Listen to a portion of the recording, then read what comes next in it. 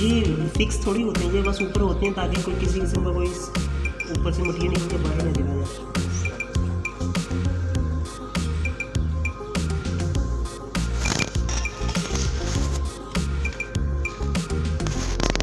बनाने की ना कैपेसिटी सिर्फ 4 क्रूसिबल हम एक टाइम में रख सकते हैं। ठीक है, ये इसका है ऊपर स्पेसिफिकेशन लिखी हुई है। ठीक है, मफल फर्नेस इसका नाम है। ठीक है,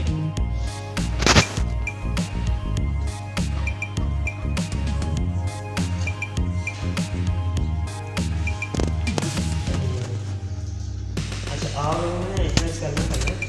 सबसे पहले जब मैंने इसको ऑन किया, ऑन हो गया, ये है सेट का पॉइंट। ठीक है, सेट से ये हो गया, हम अपना टेम्परेचर को सेट कर रहे हैं। सबसे पहले मैंने अपना टेम्परेचर रखना है 100 पे। मैंने सेट पॉइंट दे दिया। अब टाइम नोट करें, क्या टाइम है? टाइम लिखें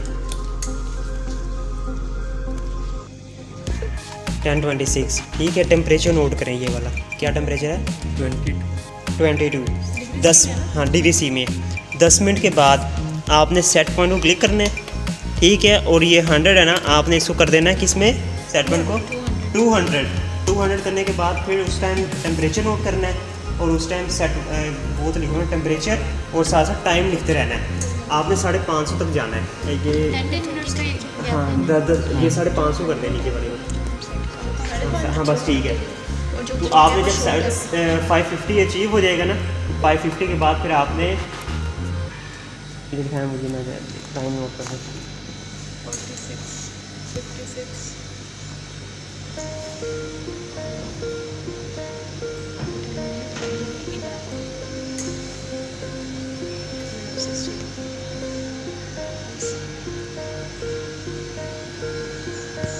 अच्छा, उसके बाद फिर आपने घंटे के बाद टेम्परेचर को लेना है।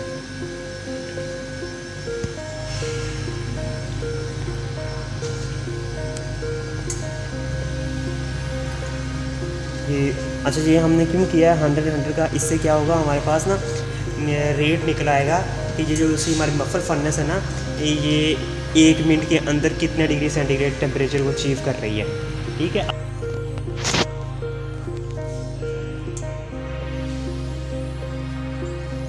वो 70 हुआ है ना टेम्परेचर।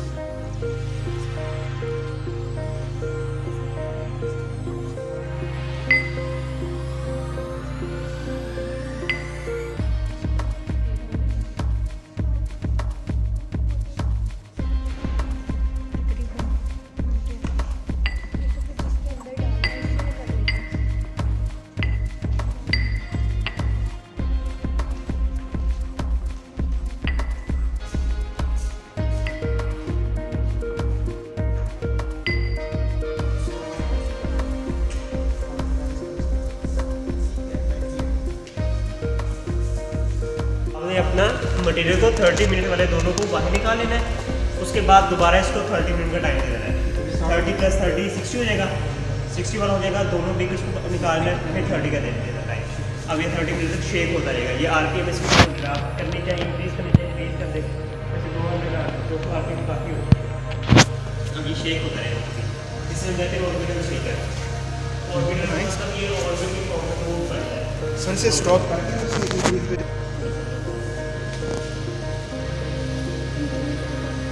क्या टेस्ट करेंगे? सैंपल में इसके अंदर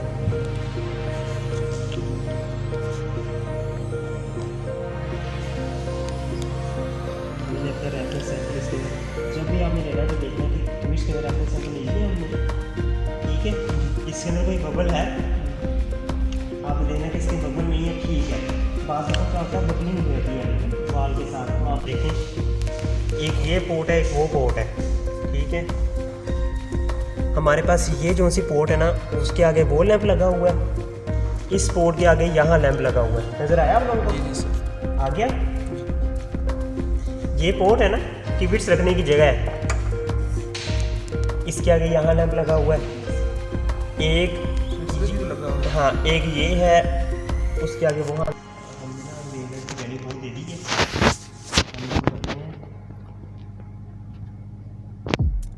300 से हाँ बना लो। अच्छा मुझे पता है जो मैथिलीन ब्लू है ना उसकी जो पीक आती है ना वो आती है 664 पे, ठीक है। तो मैं तो इसकी अब वेवलेंथ की जो रेंज है ना उसको कम कर रहा हूँ। 190 से 1100 तक रेंज दी थी ना, मैं अब उसको रेंज दे रहा हूँ 300 से 800 तक, ताकि मेरा टाइम बच जाए। अब आप देखिएगा इसलिए उसने बता रहा है कि अब्जॉर्बेंस की वैल्यू क्या आ रही है, 0 आ रही है ना, क्योंकि अब्जॉर्बेंस तो आया ही नहीं, बस उसके अंदर किसी भी किस्म की कोई और चीज़ नहीं है।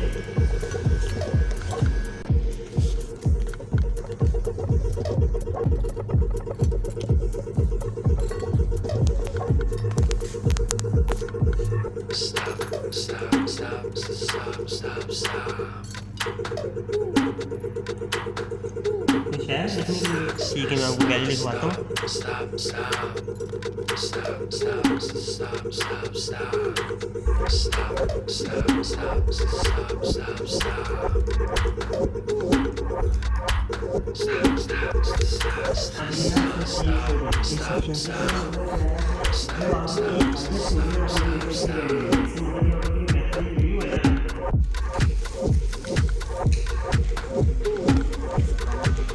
कम है ना। अब क्या हुआ, इसने कम होने का मकसद क्या है कि जो हमारे पास बायोचार्ज है ना, हम इससे पता लग रहा है कि उसने डाई को कुछ ना कुछ डिग्रेड कर लिया है, डिग्रेड किया ना, तभी मैथिलीन ब्लू की कंसनट्रेशन कम है, तभी उसकी अब्जॉर्बेंस कम आ रही है। कंसनट्रेशन का डायरेक्ट इम्पैक्ट होता है अब्जॉर्बेंस के ऊपर। जितनी कंसनट्रेशन ज़्यादा होगी किसी सोल्यूशन के अंदर, उतनी लाइट उसके अंदर अब्जॉर्ब ज़्यादा होगी। अगर सोल्यूशन साफ़ होगा, कंसनट्रेशन कम होगी किसी भी फ्लूइड की, तो लाइट उसके अंदर कम अब्जॉर्ब होगी, ज़्यादा पास हो जाएगी। समझ आ गई इस बात की?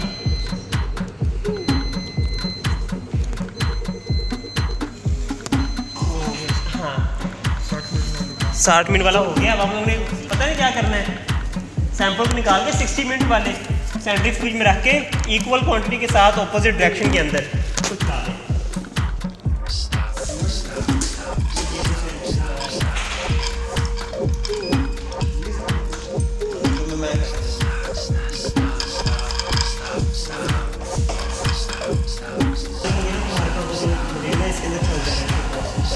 किसने किया था उसके कोर्स को उसने बंद कर दिया था।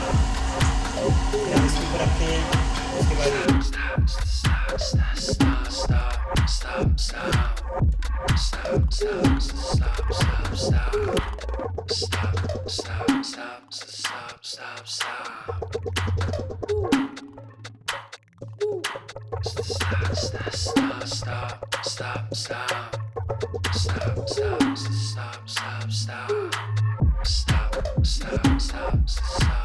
Stop.